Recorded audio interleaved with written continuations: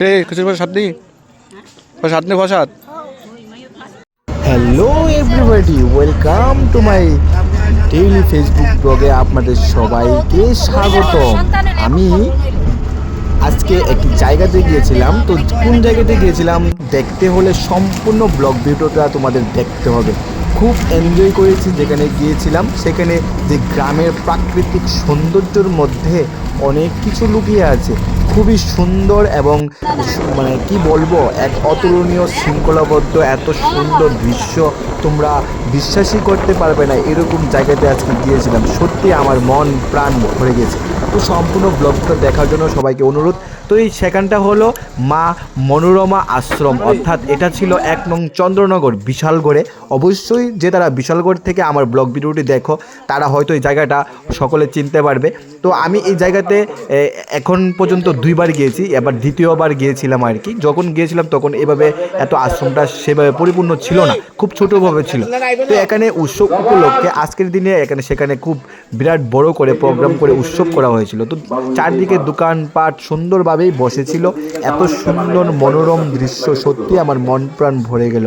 তো আমি এর আগে কখনো আমার ব্লগে এই মা মনোরমা আশ্রম অর্থাৎ দয়াময়ের যে আশ্রম সেখানে কখনো আমার ব্লগের মাধ্যমে দেখানো হয়নি। তো সেটা দেখানোর জন্য চেষ্টা করেছি। 6ই ফাল্গুন আজকের এই দিনে সেখানে উৎসব হচ্ছিল, কত সুন্দর মানুষের মানে সমাগম এত বেড়েছিল। তারা সবাই তারা দয়াময়ের দীক্ষিত। তো আমি অতিথি হিসাবে, অর্থাৎ গুরু যেই হোক না কেন ভগবান কিন্তু একই, সেই কথাটা মনে রেখে মাথায় রেখে আমি চলে গেছিলাম। তো এখানে প্রসাদ ভান্ডার তৈরি চলছিল, তো সেখানের ভিডিওটা একটু ব্লগ ভিডিওর মাধ্যমে করার জন্য আমি ছোট্ট একটা ভিডিও করে নিয়েছিলাম, ক্লিপ ভিডিও করে নিয়েছিলাম। এত সুন্দরভাবে সে প্রসাদগুলো রেডি করেছে। তারপর আমার এই যে চেহারাটা একটু দেখে নিলাম যে ঠিকঠাক আছে কি না।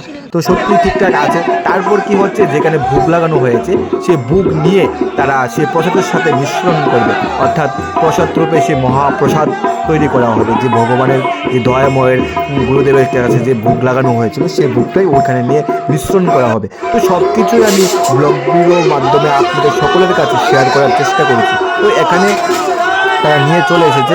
এখানে নাকি প্রত্যেক বছরের ন্যায় নাকি এই উৎসবটা হয়ে থাকে।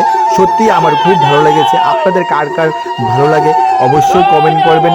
আর কারা কারা দয়াময় ভক্ত বা দয়াময় দীক্ষিত তারাও অবশ্যই কমেন্ট করতে পারেন।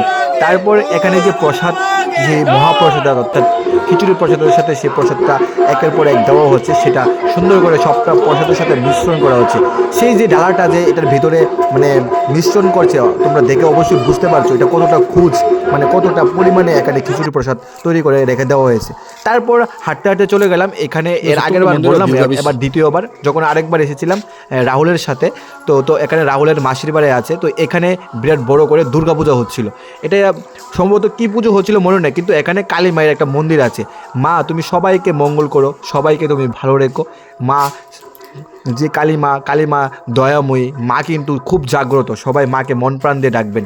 এখানে দুর্গা উৎসব শক্তিমাতা ক্লাব, এই ক্লাবটার নাম হচ্ছে শক্তিমাতা ক্লাব, খুব সুন্দর। তারপরে আবার উৎসবের এখানে চলে আসলাম, কারণ এখানে প্রসাদ দেওয়া হচ্ছে। প্রসাদে থাকছে যে খই কলা দিয়ে, এটা নাকি দয়াময় খুব প্রিয় একটা খাবার, তো ওটাও ভোগ লাগানো হয়। তো সেখানে এই প্রসাদটা দেওয়া হচ্ছে। তারপর সবাইকে অন্ন ভোগ অর্থাৎ যেটাকে মাধবপুরি বলা হয় সে প্রসাদও দেওয়া হয়েছে। তো এখানে দিচ্ছে, সেটাও একটা ছোট্ট ক্লিপ ভিডিওর মাধ্যমে নেওয়া হয়েছে। সত্যি আজকের দিনটা খুব আনন্দময়। তো আমার ব্লগ ভিডিওতে আপনারা সবসময় উৎসব ঠাকুরের এগুলি, তারপরে কোথায় কোথায় যাচ্ছি সব কিছুই ব্লগ মাধ্যমে আপনাদেরকে সাথে শেয়ার করব। কারণ অনেকেই বলে আমি নাকি কোথাও যাই না, সারাদিন বাড়িতে থাকি। তো যতটুকু চেষ্টা করি সবার সাথে দেখা করানোর, মানে সব কিছু দেখার বা সব ব্লগ ভিডিওর মধ্যে আনানোর। তো এখানে যে মাধবপুরি প্রসাদ দেওয়া হচ্ছে সবাই তা নিয়েছি, আমিও নিয়েছি। সত্যি খুব ভালো লেগেছে প্রসাদটা। তো এখানে তারপরে চলে আসলাম সেই মহাপ্রসাদের জায়গা। সেখানে অনেক মানুষ বসে গেছে, প্রসাদ নেওয়া হয়ে গেছে। তার মাঝখানে আমি আবার আসলাম। তো এখানে সবার সাথে একটু দুষ্টুমি করলাম, তার সাথে একটু দুষ্টুমি করলাম, সেটা ছিল কাকাই। তো কাকাইয়ের তো প্রথমেই দেখেছো, তাকে বললাম যে প্রসাদটা স্বাদ হয়েছে, বললো হ্যাঁ প্রসাদটা খুব স্বাদ হয়েছে। তো তোমরা দ্বিতীয়বার আর শুনিয়ে লাভ নেই, কারণ প্রথমবার তোমরা শুনেছো। তো ওকে জিজ্ঞেস করেছিলাম, বললো হ্যাঁ খুব স্বাদ হয়েছে। দেখেছো ওর হাসিটা খুব সুন্দর। তারপর আমি যে কৃষি প্রসাদটা খেয়েছিলাম তার যে রিভিউটা তোমাদের সাথে শেয়ার করার চেষ্টা করেছি। তো এখানে যাদের সাথে আমি বসেছি, আমার একটা ভাতিজা বলতে দুইটা ভাতিজার সাথে বলেছিলাম। একজনের নাম হচ্ছে শানু, আরেকজনের নাম হচ্ছে মনীষ। তো তারাও আমার সাথে ছিল। খুব এনজয় করেছি দোকানপাটের মাধ্যমে। এত মেলা উৎসব, মেলা মানেই মিলন মেলা, সবার সাথে একজন আরেকজনের সাথে পরিচয়, একজন আরেকজনের সাথে দেখা। তো অনেকেই আমার ব্লগ ভিডিওটা দেখে, কারণ অনেকের সাথে দেখা হলে বলে যে ভাই তুমি না ব্লগ ভিডিও বানাও। হ্যাঁ ভাই, আমি ব্লগ ভিডিও বানাই। সত্যি ওই কথাটা যখন বলে না, খুব ভালো লাগে আমার। তো এখানে অনেকগুলো দোকানপাট, অনেক কিছু বসে আছে। তো কোনো কিছু খাইনি, কারণ আমরা প্রসাদ নিয়েছি, এত পরিমাণে প্রসাদ নিয়েছিলাম, পেটটা সত্যি ভরে গেছে। আসার সময় আবার নিয়েও এসেছি বাড়ির জন্য, সবার জন্য সেই মহাপ্রসাদ। তো সত্যি খুব ভালো লেগেছে আমার মানে কি বলবো, এত ভাষা নেই যে কি বলার।